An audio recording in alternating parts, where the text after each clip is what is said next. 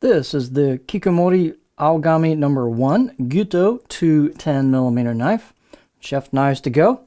Welcome to another quick look product video. I'm Steve Gamache, and what we have this time is a really special knife. These are just wonderfully crafted, great fit and finish on them.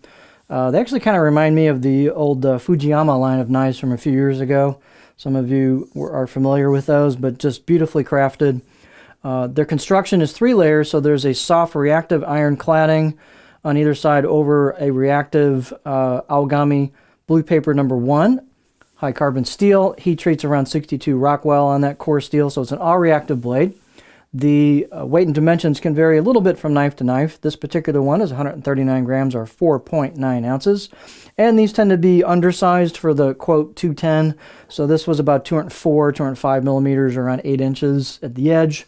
Overall length about 13.5 inches. Spine thickness, they've got enough thickness at the spine where they're stiff, fairly stiff knives, but nice and thin at the edge and at the tip for performance, but you got that backbone as well. So this is about 3.1 millimeters at the back, and about halfway down I measure 2.3. So it thins out pretty nicely, and then keeps that until you get to the grind. You'll see the grind right here, and then the tip is pretty thin. It flows nicely into that tip, and then here's the back shot. So it gets thin at the tip as well. You can see a nice polish there on the choil, the back of the blade. And then this demarcation line here of the cladding where it starts ground down, that's actually where it starts the grind. So visually it matches the grind itself. And so that is where this starts thinning out towards the edge. These have nice and straight blades, very nice grinds on them, excellent fit and finish. This has a hand engraved or chiseled kanji on it. Not as common anymore, but you can run your fingers over that and see and feel it. You can see the sanding marks, finish marks here, diagonal.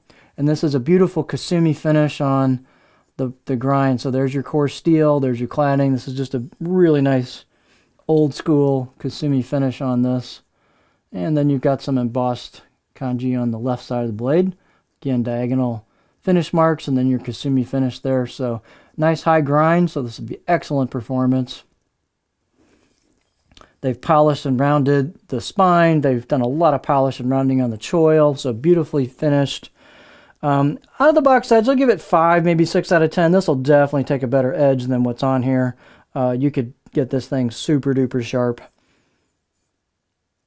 Let's look at, let's see, we covered that. Blade height, about 47.4 millimeters at the back, so plenty of height for fairly tall. So loads of clearance there. Handles are this kind of old school magnolia wood or hoe wood handle with a black buffalo horn ferrule.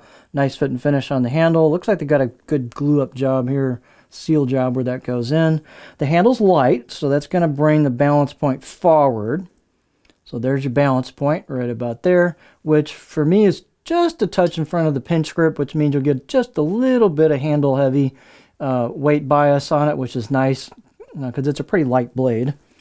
Let's see what this thing looks like on the cutting board for the edge profile. Here we go. Okay, so let's see what we have here. So this flows into a stop towards the back. You got about maybe 30% of the blade, has a pretty flat area towards the back. And then the tip accelerates pretty quickly belly-wise, so we can get pretty high on that before the tip starts digging in. So this will rock beautifully over product. It'll rock really well, as you can see. Got a little bit of flat area towards the back for chopping. Tip draws, you're going to have to bring it pretty tall to do a tip draw. It's maybe not best at that, but it'll do push-pull cuts, glide cuts, chopping, general rocking really well. So quite a versatile profile. So just excellent fit and finish, really well crafted, an heirloom style blade that you can tell a lot of time and effort and expertise has been put into this, and it'll just gain character over time as it gets a patina as you use it. So this is the Kikumori Aogami number 1 Gyuto 210mm knife.